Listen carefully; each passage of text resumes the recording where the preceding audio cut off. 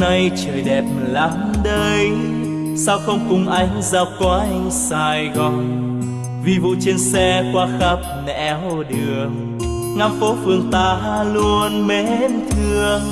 Sài Gòn của mình bao nhiêu quán xá, là có bấy nhiêu món ngon thật ngon, là có biết bao nhiêu lựa chọn, là nỗi đắn đo hôm nay ăn gì. Sài Gòn dịu dàng gom bao nỗi nhớ, đi đến nơi đâu cũng mong về mau. Thương lắm quan quen đôi ta vẫn hẹn, yêu lắm những con đường ta từng qua. Sài Gòn quá xa thương yêu, anh đã thương thật nhiều, anh yêu biết bao nhiêu, anh vẫn thương thật nhiều.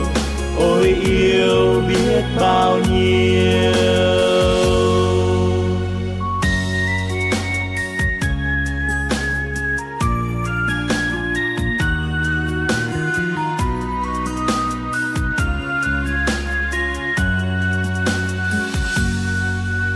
Hôm nay trời nhiều nắng ấm, sao không cùng nhau dạo quanh Sài Gòn. Bon bon trên xe qua muôn nẻo đường, ngắm phố phường ta luôn mến thương.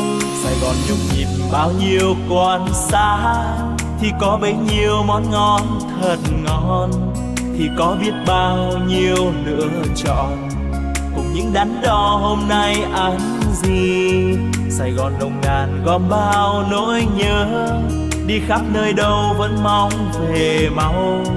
Thương lắm quan quen đôi ta hò hẹn, yêu lắm những con đường ta đã qua.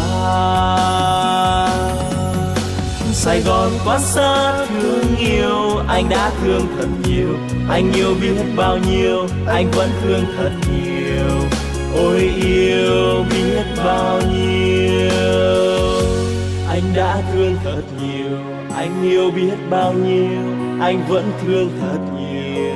Ôi yêu biết bao nhiêu, anh vẫn thương thật nhiều. Ôi yêu biết bao nhiêu.